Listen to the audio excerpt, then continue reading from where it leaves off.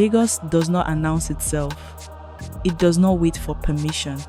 It expands quietly at first, then all at once. Before the sun fully rises, the city is already moving. Millions in motion before morning traffic reports begin, before policy briefings, before plans catch up with reality. By 2028, Lagos is expected to move more people, more money, and more ambition than any city in West Africa. Not because it was designed to, but because it had no choice. Cities do not collapse when they fail to dream. They collapse when the dream arrives, and the system cannot carry it. Lagos is no longer planning for the future. It is already living inside it. Lagos was never meant to be Nigeria's center of gravity. It became one by pressure, by trade, by survival.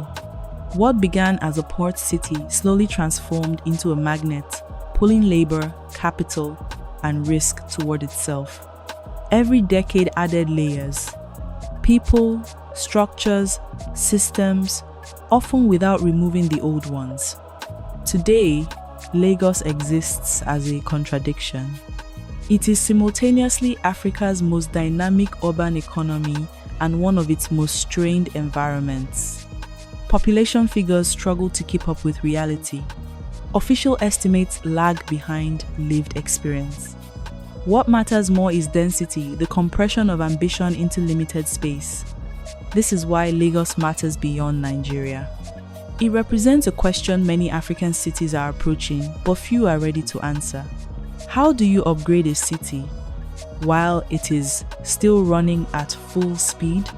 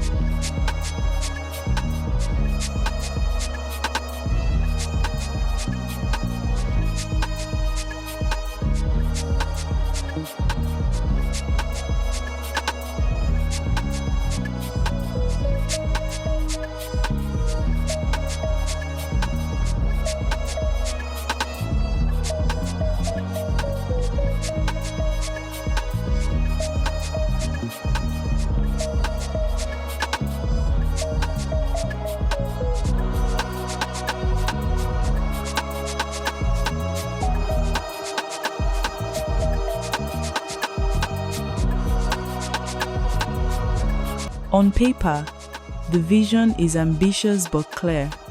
Rail systems designed to move millions daily. Ports capable of handling global trade volumes. Airports repositioned for international transit. Roads expanded, realigned, reimagined. The message is consistent. Lagos will transition from survival mode to command mode. This is not presented as luxury development. It is framed as necessity. Without mass transit, congestion intensifies. Without modern ports, trade slows. Without infrastructure, economic growth becomes theoretical. The promise is not perfection. It is functionality at scale. And for a city of Lagos size, Scale is everything.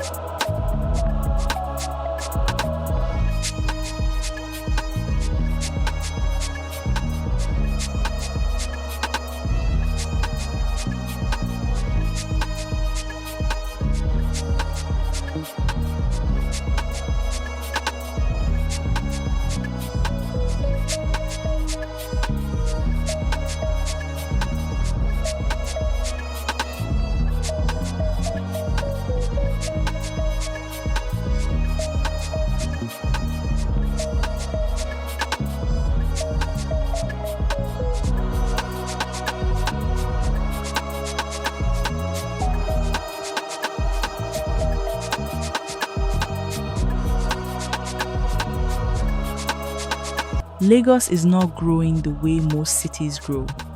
It is compressing decades of urban evolution into a single generation. Cities that faced similar transitions had time. Lagos does not. Every year, hundreds of thousands arrive. Some planned, many not. Infrastructure, however, does not adapt organically. It requires planning, sequencing, and restraint. Here lies the tension. You cannot pause Lagos, but you also cannot upgrade it casually. Every road expansion displaces livelihoods. Every rail line cuts through existing realities. Every port project rearranges power. This is not just engineering. It is negotiation at scale. Infrastructure does not fail because it is ambitious. It fails because the systems surrounding it are weak. Maintenance culture matters. Institutional memory matters. Governance continuity matters. Mega projects assume stability, but African cities often operate inside cycles: political, fiscal, administrative. A real system is not just steel and electricity. It is scheduling, discipline, enforcement. A port is not just water and cranes. It is customs, regulation, transparency. Lagos is building quicker. But speed multiplies risk. When infrastructure arrives faster than institutions can absorb it, stress accumulates silently. This is where most plans unravel. Lagos is not alone in this moment. Cities across Asia and Africa faced similar inflection points. Some succeeded by enforcing discipline before scale. Others expanded first and paid later. Jakarta is relocating its capital. Cairo built a new one. Shanghai imposed rigid sequencing. The lesson is consistent. Vision is common. Execution is rare. Lagos's outcome will depend not on ambition, but alignment between people, policy, and patience. Future scenarios: 3 possible Lagos futures. Best case: Lagos becomes West Africa's logistics and financial anchor. Movement becomes predictable. Trade accelerates. Worst case: congestion deepens. Inequality widens. Correction becomes expensive. Most likely, progress uneven, partial, fragile. Success in pockets. Strain elsewhere. Cities rarely choose extremes. They drift into outcomes. Lagos is no longer asking what it could become. It is confronting what it must manage. Africa's future will not be decided by ambition alone. It will be decided by execution. And Lagos is already out of time.